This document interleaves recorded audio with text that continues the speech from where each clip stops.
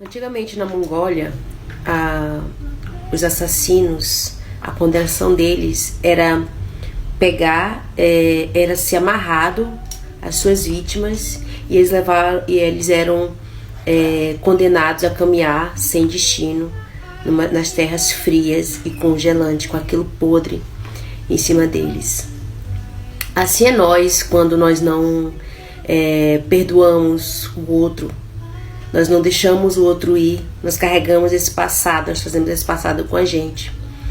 E é isso que eu vim compartilhar com vocês hoje aqui. Essa mensagem é uma mensagem do meu coração para o seu coração. E eu vou compartilhar com vocês as estratégias que eu uso para me conseguir perdoar o outro. Nem sempre foi fácil, era aquela pessoa que minha mãe mandava abraçar a minha irmã e eu preferia apanhar do que abraçar. E tudo é processo, né? Os processos, você vai vendo que a vida não é assim da maneira como você pensa, e aí você acaba que cedendo, sendo... É preferível ser obediente, mas se você não é, você tem duas opções, né? É aprender ou continuar sofrendo. Eu escolhi aprender. E é isso que eu vim compartilhar com vocês aqui hoje. Então, o primeiro passo para perdoar os outros, deixar o outro ir, tirar essa bagagem extra, é reconhecer a nossa humanidade, reconhecer que o outro não é perfeito. Isso é amar o próximo como eu amo a mim mesmo, eu entender que o outro também tem limitações, assim como eu, né? E que o outro nem sempre ele toma alguma decisão pra nos ferir, né? Na maioria das vezes ele tá tomando aquela decisão em benefício próprio. Então, o primeiro ponto é reconhecer a nossa humanidade, entender que Deus nos amou a si mesmo. Quando ele olhou para a terra lá, ele não viu nenhum justo, mesmo assim ele nos amou. E nós queremos exigir que o outro seja perfeito pra gente amar o outro, né? Então, o primeiro ponto que eu uso, eu penso, eu sou perfeita, né? Eu gostaria que me perdoasse se eu tivesse cometido um erro, né? Se eu tivesse errado. Então, o primeiro ponto é reconhecer, é amar o próximo como a mim mesma, assim como eu anseio que as pessoas me entendam, me amem, me aceitem da maneira como eu sou, eu preciso praticar isso, porque aquilo que eu planto é aquilo que eu vou receber, né? Então, se eu quero ser perdoado, se eu quero ser amado, eu preciso isso que comece por mim. O segundo ponto é entender que nós não somos o centro do universo. É isso mesmo, que nem tudo é contra nós, que nem tudo aquela pessoa tomou uma decisão, não foi contra mim. Eu passei a vida toda carregando uma raiva do meu pai, um ódio do meu pai, achando que ele tinha saído de casa porque ele queria, simplesmente não amava mais a gente, queria abandonar a gente, que era contra nós, né? A maioria das pessoas tomam decisões por elas mesmas, mas não tem noção que isso pode afetar a vida de outras pessoas. E na verdade elas só querem buscar a própria felicidade. Então, na verdade, não é contra mim, é em benefício próprio. Ela tá tomando uma decisão em benefício próprio. E ela tá certa.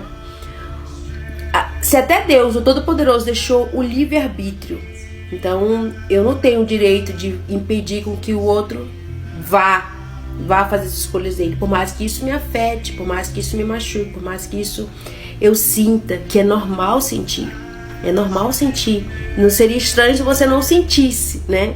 Mas não encare isso, não leve isso pro lado pessoal. Não encare isso que foi contra você. Eu lembro que eu só entendi isso quando eu me separei e meu esposo saiu de casa e eu ligava pra ele, chorava e falava: por que você tá fazendo isso contra mim?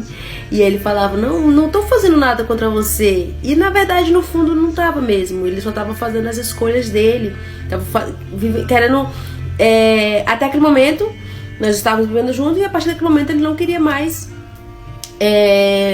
compartilhar a vida dele comigo. Nós decidimos caminhar em direções diferentes. É normal ter uma separação, né? Nesses casos que decide caminhar em objetivos diferentes.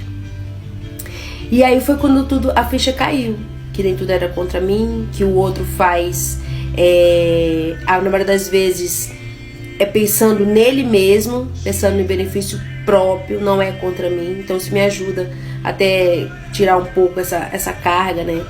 É claro que numa separação todos têm responsabilidade, né?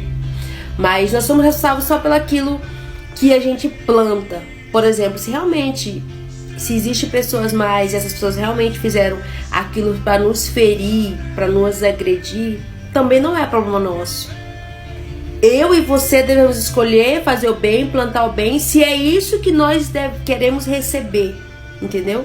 Se o outro plantou maldade, coisa ruim, se fez isso conscientemente, se fez isso a propósito, ele vai simplesmente colher aquilo que ele plantou. Então eu e você devemos escolher aquilo que nós devemos receber. O terceiro ponto, além de entender, é dar ao outro a lei do benefício da dúvida.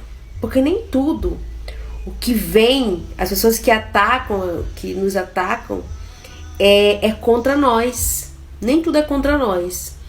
Então, quando a gente ataca alguém, eu vou apontar o dedo, tem um dedo apontado para frente e 3 apontado para mim. Por que é tão difícil conviver, né? Porque o outro revela, as falhas do outro revelam as nossas falhas, a falha do outro revela as nossas limitações. Então, quando eu aponto, quando eu ataco, na verdade, eu estou revelando as minhas próprias limitações. É aquele ditado, quando Pedro fala de Paulo, Pedro fala mais de Pedro do que de Paulo. É mais ou menos assim o ditado. Então, quando eu falo dos outros, eu estou falando mais de mim mesmo. Estou revelando aquilo que há em mim. Então, quando nós somos atacados, feridos, dê ao outro a lei do benefício da dúvida. Pergunte antes de tirar suas conclusões, né? Antes de você agir, reagir, dê uma pausa de 10 minutos ali, raciocine e pergunte: por que você está fazendo isso? Eu lembro que eu estava em um momento desse de crise, de atacando não sei quem, estava num momento de raiva e a pessoa que estava comigo, que era o pastor na época, a gente estava num evento da igreja e eu estava atacando outras pessoas, falando incontrolavelmente. Ele me olhou e perguntou assim: por que você está agindo dessa maneira? Ele teve a sabedoria dos céus e falou: por que você está reagindo dessa maneira? O que está acontecendo com você? E aí, nossa, eu dei uma pausa assim. E imagina. E aí eu fui analisar. Por que eu estou reagindo mesmo? Por que eu estou tão incomodada? Por que isso está me afetando tanto? O que será que está acontecendo que está incomodando aqui dentro? E aí ele me deu a oportunidade de me defender, me deu a oportunidade de me escutar. E o problema estava em mim, não era fora, era eu. Agora imagina se ele tivesse reagido de forma diferente, se ele tivesse achado que era contra ele e tivesse vindo partido para me atacar também.